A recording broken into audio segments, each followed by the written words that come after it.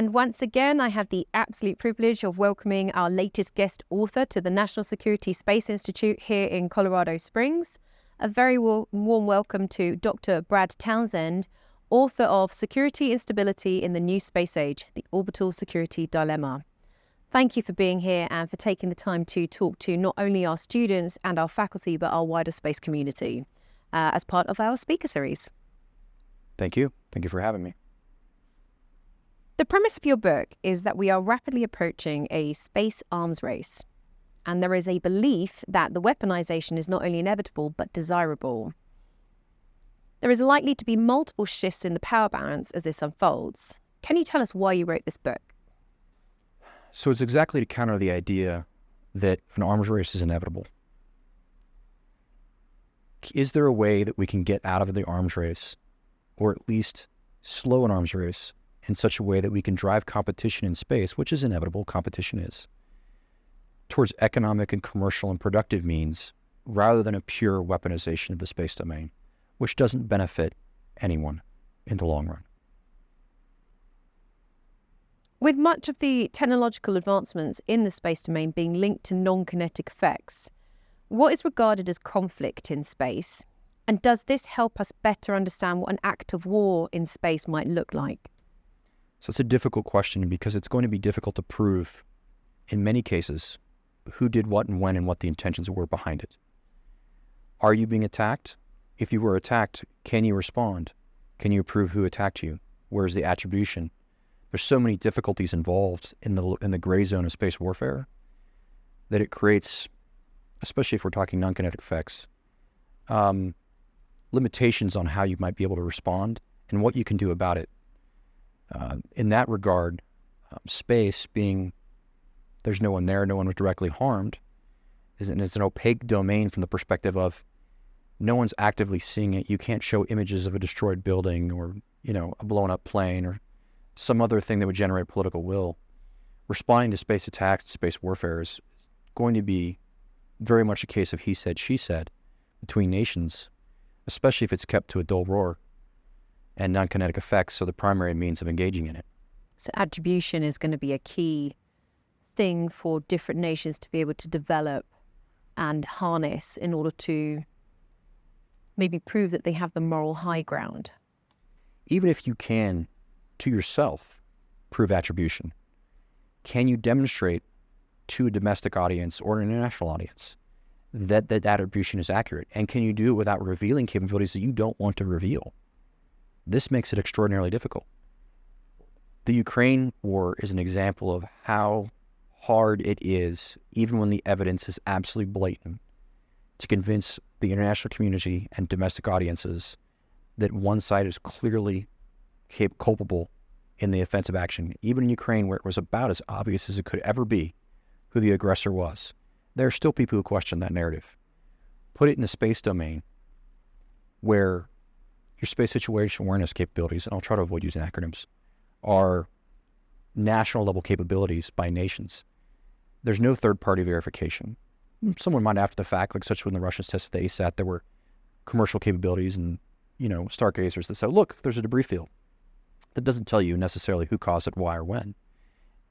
And if that goes to a certain, if that magnifies itself to a certain point, it's really hard to prove attribution. And that makes it hard to prove political will, to generate political will, and makes it hard to generate a response that might deter those actions. Sometimes the way space is discussed in the US places responsibility on other nations for potentially turning space into an active warfighting domain. Yet the only nation that describes space as a warfighting domain is the US versus other countries which use the term operational. Does the US need to do more to understand potential adversaries' perception of the US and why it may be driving us closer to this space arms race that we most likely should try to avoid? So it is interesting, not language alone and rhetoric does drive perception. The U.S. using the term warfighting domain not necessarily make the U.S. perspective wrong. It also doesn't make countries like China or Russia or other nations that don't necessarily publicly advertise aggressive language right. What it does do is reinforce attitudes. If you are out there talking about weaponizing a domain, if you are talking about their using rhetoric that drives militarization, weaponization, and again, space has been militarized from the beginning. It is only now becoming a domain that may be on the verge of weaponization. That doesn't do you any favors in the long run, because it benefits no one to weaponize the space domain. It certainly does not benefit the U.S., and it is very difficult to demonstrate how rhetoric on one side drives reaction by someone else. There's so many rational actor organizational models and so many different ways that people respond to things. It is difficult to prove what you say drove that reaction. But at the same time, you certainly have to be careful about speaking about things in ways that you don't want them to be. Especially when we talk about the use of space for peaceful purposes in the next breath, when we refer to it as a warfighting domain. That there are some incongruities in the U.S. perspective. Talking about responding to attacks on space assets in the time, domain, and place of our choosing in our national space policies. That, while a good talking point, would be difficult to execute and implement. As we talked about just a minute ago, if you have a difficulty to attribute space attack, if one line in the satellite catalog becomes many lines in the satellite catalog, and if you choose to respond outside of the domain, you may give the other side the obvious visual aspect of the fact that you're the aggressor. So it's very difficult. The space domain being unmanned and so opaque to most people, and with their understanding being fairly elementary of orbital mechanics, and I can't blame anyone, because most of the stuff just works. I don't understand how microprocessors work, but I use them every day. So it's very challenging to drive people's understanding of the difficulties involved with conflict in the space domain, how rhetoric may drive reality, and the gap between the two. What are your thoughts on space being more about weapons of mass disruption than weapons of mass destruction? And how do you see that shaping the environment as we go forwards? So in this case, we're really talking about situations where we are denying certain capabilities that may cause a general disruption to a civilian populace, such as GPS, I think is what you're referring to. Most of us don't even appreciate the fact of how much having accurate timing and positioning really is fundamental to all the things that we use every day, to getting your Uber delivered, to finding your address, to getting your Amazon package delivered. It's really fundamental to our economy to have accurate positioning. You know, there's other constellations. You've got Galileo, you've got the Chinese have a constellation, and of course the Russians do. Much less use and not an international standard necessarily, and not freely provided such as GPS is. But weapons of mass disruption is certainly what can happen should space warfare occur. It is a fragile domain that most people don't appreciate. They think of space is big, and it is, it's huge. But Earth orbit is tiny in the relative sense. And it's certainly a very crowded place, and only becoming more crowded. If you have your first space war, and it results in some kind of debris generation activities, then it could very be the last space war. We could deny ourselves access to orbit for decades. Much below 500 kilometers, things will degrade within a few years to maybe 10. Above that, 600 kilometers plus, things can stay on orbit for centuries. Just pieces of debris zipping about. And so it is an environmentally driven stag hunt area where we have to ensure that we're cooperating to the degree possible to prevent conflict rising above certain thresholds that may cause the mass disruption you're talking about. On that line of debris, there is a lot of discussion within the international community about space debris and the potential harm that it poses. What do you think that we need to do as a collective of space users to mitigate the threat and the problems that debris poses to our way of life before we even consider the impact to military capability? So just with our normal use of space, we're walking a fine line with our generation of debris and our ability to continue to utilize space. That's before we talk into any aggressive actions, more ASAT testing, from other activities that may generate significant amounts of debris. That fine line is simply driven by the fact that just the launch of, any normal satellite, there's all kinds of small amounts of debris that are generated, down to as small as paying flex to loose bolts too.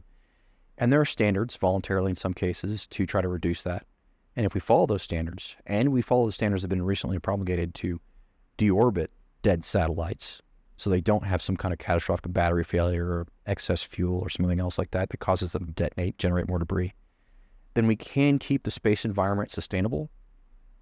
But we're not really doing that.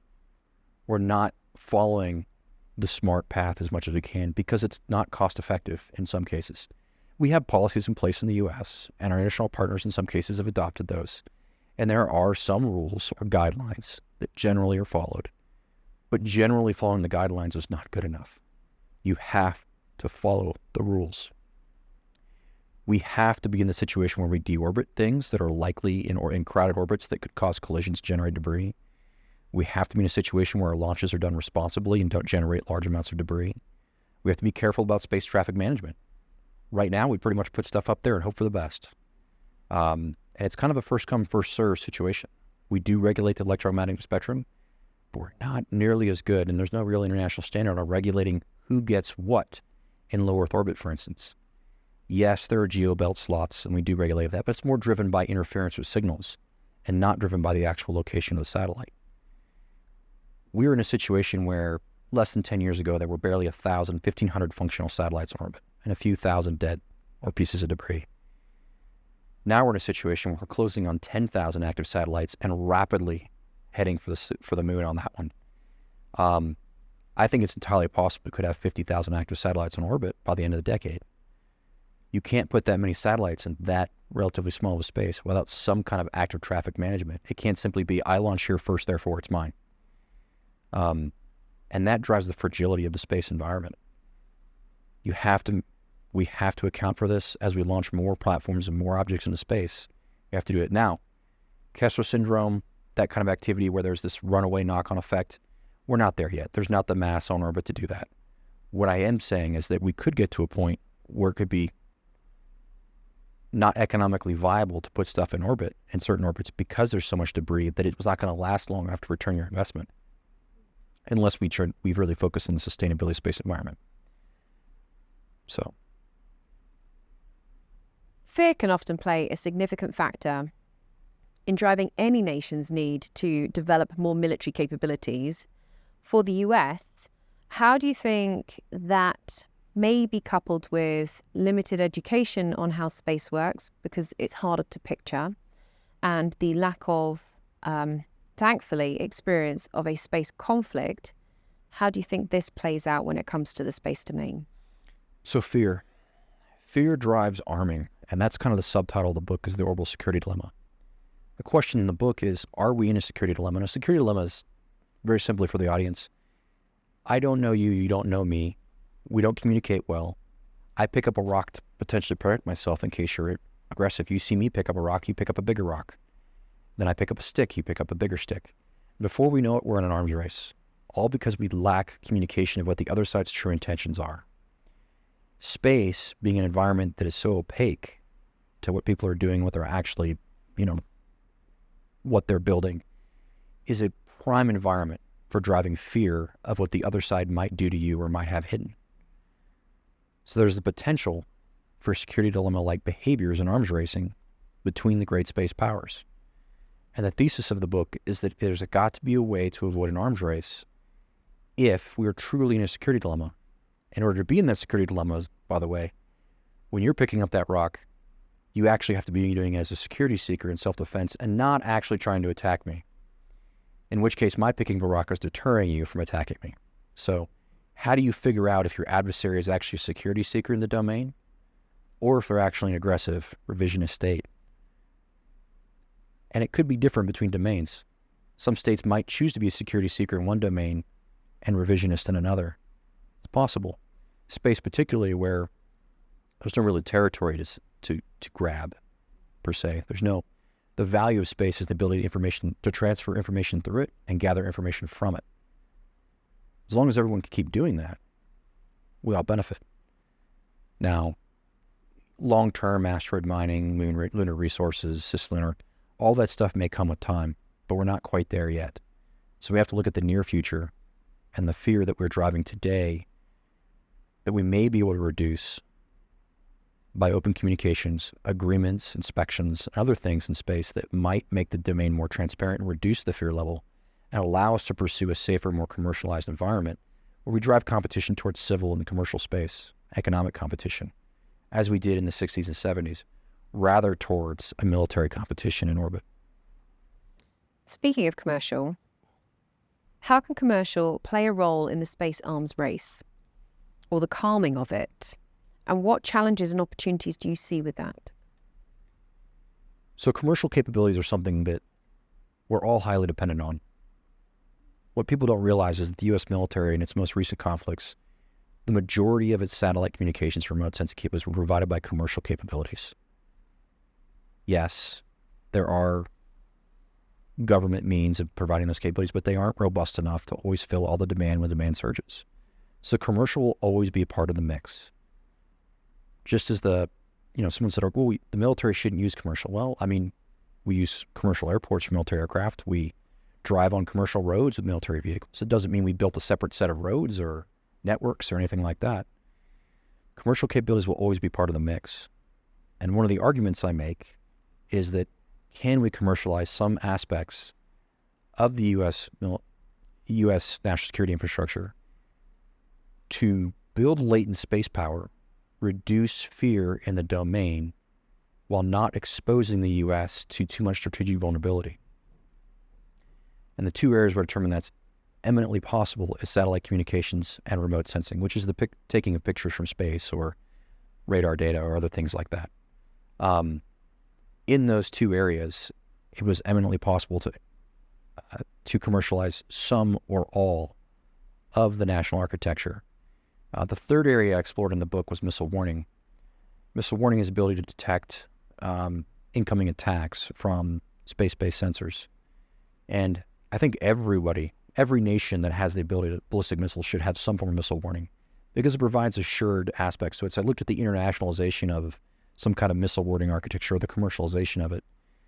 I didn't really see too much feasibility there just because it's not organizationally driver. You have to trust your missile warning and you have to have a market for it. And there just isn't a market for that kind of, that data, that space generated data to be there. So there's some aspects that you can commercialize and some that you can't within the space domain. But you could do that in such a way that you leverage the commercial market to get greater latent space power, more capability, while spending your space dollars, your government space dollars, in a more effective way.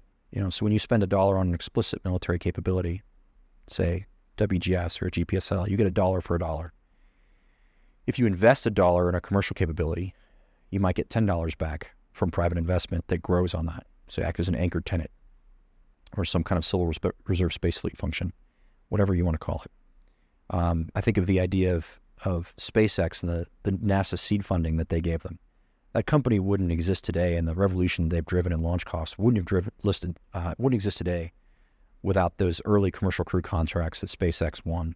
That saved that company. You can read Musk's biography. There was a critical moment where there was a week. If he hadn't gotten that contract, Tesla and SpaceX wouldn't exist today. And that was just a few tens of millions of dollars. I think it was maybe hundreds, but still relatively insignificant at the amount of money we spend on space programs. And it magnified up to be a great benefit, not only to the world, but to the U.S. So, you mentioned trust. Do you think there are ways that we can grow trust between defense and commercial, between different nations, that reassurance aspect? And when I tell you I'm not doing something, to allow you to believe me that I don't have several sticks, for example, piled up waiting to beat you with. So this comes down to the turning point of civil space traffic management or international space traffic management. We cooperate across international borders on air traffic management. Space is more challenging because there's no borders. Once it's in orbit, it's in orbit. It's going to cross every border. So we have to look at it, of what point do we reach where we need some kind of international organization some multinational organization, something like the ITU that manages the, it might be U.S. influence or it might be the major nations that go in on it, but it has to require an agreement among the states to manage orbits, to manage space traffic, and to observe who and what put what on orbit. And are they reporting accurately in accordance with their UN guidelines in the Space Registration Agreement, that what they put on orbit is what they put on orbit. So there has to be some kind of extra government organization. Maybe that's under the auspices of the UN, or maybe it's an independent international entity at some point that will have to exist to manage that, because doing it at the national level is simply not feasible. China's not going to care. The U.S. says that that's our orbit. Russia's not going to care. India's not going to care. Our allies, we might cooperate. But in the larger sense, you have to have something that has credibility and that everyone has a stake in the rule sets such that it becomes the way forward for managing those tens of thousands of satellites that will be on orbit, to ensure that what people are placing on orbit is responsible and they're not doing things they shouldn't be doing. They're not violating the Outer Space Treaty, for instance, or doing other activities that have not been pre-coordinated and agreed upon in advance. It's such a fragile environment that we don't appreciate that has to be done. We've kind of just treated it as launch whatever, do whatever. It's been the Wild West for quite a while. We can't go forward economically and keep doing that. Investors are not going to continue to invest in tens of thousands of satellites on orbit if we reach a situation where irresponsible behavior is driven to generation of debris, orbit crowding, or I just can't build up my constellation the way I'd like to because someone else has taken part of that orbit. We're reaching that point. Touching on reassurance, you discuss that the only way to avoid this space arms race is through a strategy of reassurance. Is this likely, or are we too late? So what I discuss is the difficulty of deterrence, and that leads me to a strategy of reassurance. If you lack mutual dependence in a domain, deterrence is extremely difficult. There are two primary forms of deterrence: deterrence by denial, deterrence by punishment. Deterrence by punishment doesn't work if the other side doesn't care if you punish them. Deterrence by denial is a very expensive strategy that involves resilience, disaggregation, all those things that you might do to make your space architecture more resilient to attack. That's extraordinarily expensive. It's difficult to do. And so, is there another way that you can pursue that would not drive that arms racing that those other strategies might? And so I looked at the third option, which was reassurance. So, because as we discussed, arms races end in three ways: economic exhaustion, war, or some kind of diplomatic agreement. In this case, for reassurance strategy, if your adversary is willing to slow their arming or reduce their arming, you can, as I argue, through some form of shift to a latent, more commercialized architecture and more transparent space architecture or activities, you can attempt to slow the perception of threat for your adversaries and potentially reduce the desire and demand for weapons in space. I hope I answered the question. Yeah, thank you. What key point would you like our students, our faculty, and our wider space community to take away from your book? So the key point I'd like to take away, that I would like someone to take away from this book, is that we are at an inflection point. And I don't think I mentioned the time on the last question, but the inflection point and window to prevent true, absolutely unbridled arms racing in space is relatively short. I would say we entered a window where the likelihood of weaponization of space about 3 years ago started to increase dramatically. And we're in that window through this decade. By the end of this decade, we'll have either weaponized space, or that will not have happened to the degree that we think it might, and we'll have shifted towards a more economic-driven competition model or civil space competition model. Drives to the moon, to Mars, deep space, cislunar, those kind of things, economic competition. I would like to see that future, but I'm afraid that it's not going to happen.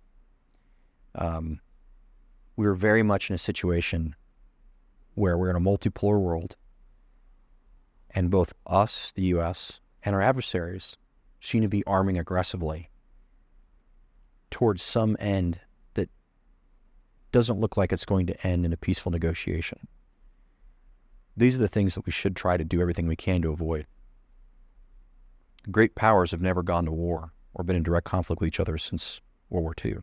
It's always been proxy conflicts. We still haven't proven that great powers can go to war, nuclear armed powers can go to war. India and Pakistan a little bit, but that really, truly, war can happen between great powers without escalating to a point where it's irrecoverable. And we should ensure that we're doing everything we can in every domain to keep our interactions peaceful and resolve them in such a way that if there's not at least mutual happiness with the agreement, at least everyone's equally dissatisfied with how things turned out. That's always the sign of a good agreement, right? So ultimately the purpose of the book was to look at the current state of the space arena to say, is there a way out of this spiral that we're in? And it's a tough exit strategy. It's really tough. And it's getting harder every day. So where it ends, I don't know. But I would prefer that the competition in space be kept peaceful. I'm not saying conflict won't happen in some form or manner. I would love for it to be kept to a dull roar, non-kinetic, reversible, something along those lines, to establish norms of space warfare that prevent us from driving escalation and arms racing. These are all things that may be possible and may be mutually beneficial. We have agreed to laws of war in the past. There are things that we don't do generally in all of our domains that used to be acceptable at one point. Hopefully we can agree ahead of time that these are unacceptable in the space domain and not after the fact when it's really too late, because it's not something that we can just clean up and shove under the rug in for a few weeks. It's something we might have to live with for generations. Thank you. I absolutely loved reading your book. I have thoroughly enjoyed the conversations that we've had today. Thank you for taking the time to share your thoughts and insight into security and stability in the new space age. And I can only thank you one more time on behalf of all of our viewers. No, I'm glad to be back at NSSI as a former instructor. It's interesting to be back in the seat. There you go. In my old stomping grounds. So I don't know have you had any other former NSSI instructors or? Don't think we have. I think you're our first. I might be the first. So welcome back. Yeah. Well, as time goes on, you'll get more, surely. So that's where I'm at. I just hope that people take away from when they read the book, they take away the actual dangers of space warfare, that it's not just something that we can ignore and treat like any other domain where we've fought for generations. Space is fundamentally different in its environment, and it is extraordinarily fragile in low Earth orbit and in some of the more valuable orbits higher up. We can't proceed in the same way we always have